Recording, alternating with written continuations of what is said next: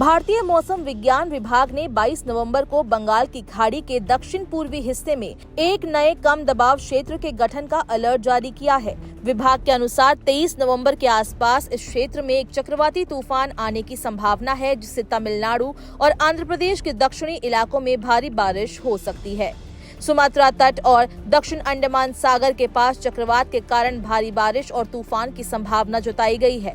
मौसम विभाग के मुताबिक ये चक्रवात पश्चिमी उत्तर पश्चिम की दिशा में बढ़ेगा। अगले 2 दिनों में इसके असर से दक्षिण बंगाल की खाड़ी के कई क्षेत्रों में मौसम प्रभावित हो सकता है। कोमोरिन क्षेत्र और आसपास के निचले इलाकों में चक्रवात देखा गया है, जिससे बारिश और तेज हवाओं के चलने की संभावना है। मौसम विभाग ने 22 नवंबर को लक्षद्वीप और 22 से 25 नवंबर के बीच तमिलनाडु, पुडुचेरी, कराईकल में हल्की से मध्यम बारिश की संभावना जताई है। इसके अलावा तमिलनाडु के कुछ इलाकों में बिजली गिरने की भी संभावना व्यक्त की गई है। 25 नवंबर तक केरल और माहे में भी यही स्थिति बनी रहेगी। अंडमान और निकोबार द्वीप समूह में पूरे सप्ताह हल्की से मध्यम बारिश का अनुमान है। इसके अलावा असम, मेघालय और पूर्वोत्तर राज्यों में भी 22 नवंबर को हल्की से मध्यम बारिश हो सकती है। तमिलनाडु में भारी बारिश के कारण लोगों को काफी परेशानी हो रही है। कई इलाकों में बाढ़ और जलभराव की स्थिति बन गई है।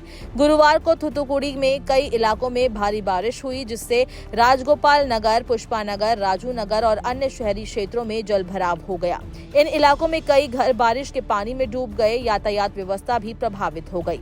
वहीं राजधानी दिल्ली में शुक्रवार सुबह हल्के कोहरे के साथ मौसम साफ रहा, जिससे हाईवे पर वाहनों को ज्यादा परेशानी नहीं हुई। हालांकि दिल्ली का वायु गुणवत्ता सूचकांक यानी कि AQI पिछले 5 दिनों से 400 के आसपास बना हुआ है, जिससे राजधानी की हवा जहरीली हो रही है।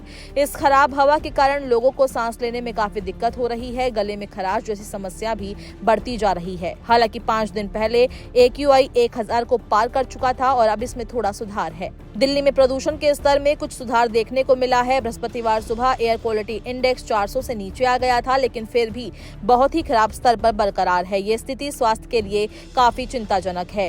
केंद्रीय प्रदूषण नियंत्रण बोर्ड के अनुसार गुरुवार को सुबह दिल्ली का AQI 376 था, जो बेहद खराब श्रेणी में आता है। दिल्ली के 38 प्रदूषण निगरानी केंद्रों में से 12 केंद्रों पर AQI 400 से ऊपर देखा गया। वजीरपुर में सबसे अधिक 436 और जहांगीरपुरी में 435 रिकॉर्ड किया गया।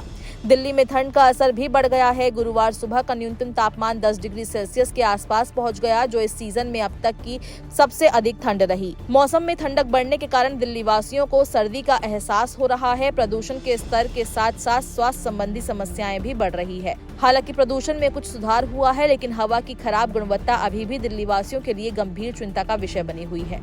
दिल्ली वासियों को बाहर निकलते वक्त सावधानी बरतने और मास्क पहनने की सलाह दी जा रही है। वहीं उत्तर प्रदेश में कोहरा पड़ने से लोगों को परेशानी हो रही है। आज भी कई जिलों में ठंड और कोहरे का प्रकोप रहेगा। उत्तर प्रदेश के अलीगढ़ में कोहरे के कारण यमुना एक्सप्रेसवे पर कई एक्सीडेंट भी हो चुके हैं, इसलिए मौसम विभाग ने वाहन सावधानी से चलाने की सलाह दी है। वहीं राजस्थान में सर्दी का प्रकोप बढ़ रहा है, जिसका असर लोगों पर दिखाई दे रहा है। फतेहपुर में रात को 6.7 डिग्री सेल्सियस तापमान रिकॉर्ड किया गया।